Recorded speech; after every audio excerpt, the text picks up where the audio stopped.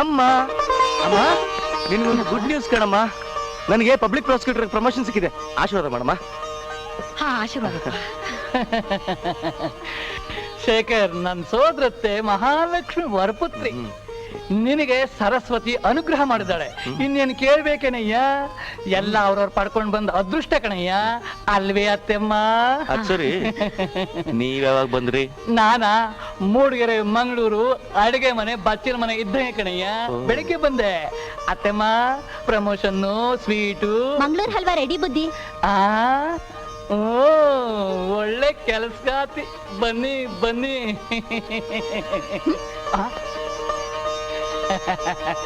ಬನ್ನಿ ಬಾಮ್ಮ.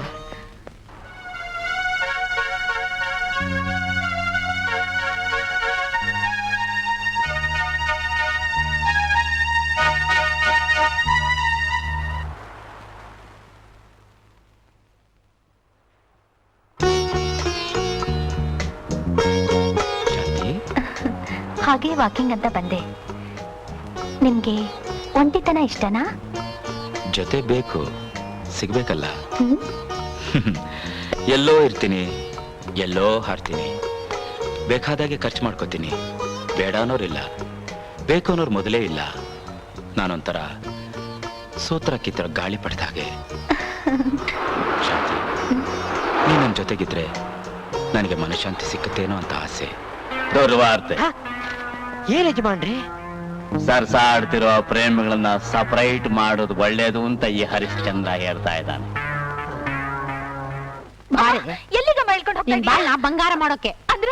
ಅಂದ್ರನೆಲ್ಲ ಗಿಂದ್ರನೆಲ್ಲ ನಡಿಯೇ. ಅಮ್ಮ ಅಮ್ಮ, ಬಾಗಲ್ ತೆಗೆಯಮ್ಮ, ಬಾಗಲ್ ತೆಗೆಯಮ್ಮ.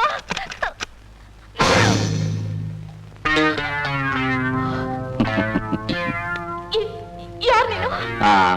ಇಡೀ ಕರ್ನಾಟಕಕ್ಕೆ ನಾನ್ ಯಾರು ಅಂತ ಗೊತ್ತು. ನಿನಗ್ ಗೊತ್ತಿಲ್ವಾ? ಯಾಕೆ ಬಂದೆ? ಸುಮ್ಮನಿರ್ಲಾರ್ದೆ ಆ ಮನ್ಮಥ ನನ್ ಮೇಲೆ ಬಾಣ ಬಿಟ್ಟ. ಒಳ್ಳೆ ಹುಡುಗಿಗೋಸ್ಕರ ಹುಡುಕ್ತಾ ಇದ್ದೆ. ನಿನ್ನೆ ನೀನ್ ನನ್ ಕಣ್ಣಿಗೆ ಬಿದ್ದೆ. ಇವತ್ ನಾನ್ ನಿನ್ ರೂಮ್ ನಲ್ಲಿ ಬಂದ್ ಬಿದ್ದೆ. ಹೇಗಿದೆ? ಈ ವಯಸ್ಸಿನಲ್ಲಿ ಹೀಗೆ ಬರಕ್ ನಿಮ್ ನಾಚಿಕೆ ಆಗೋದಿಲ್ವಾ? 10 ಮನೆನ ಹತ್ತಿಳಿಯುವುದೇ ಈ ವಯಸ್ಸಿನಲ್ಲಿ.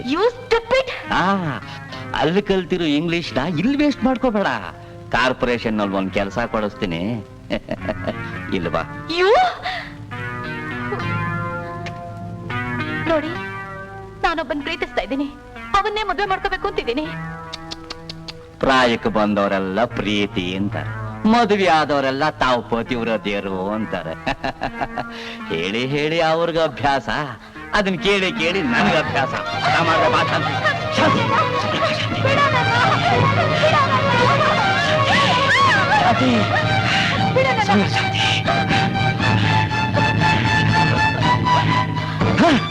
ಮರ್ಯಾದೆಯಾಗಿ ಹೋಗ್ತೀಯೋ ಇಲ್ವೋ?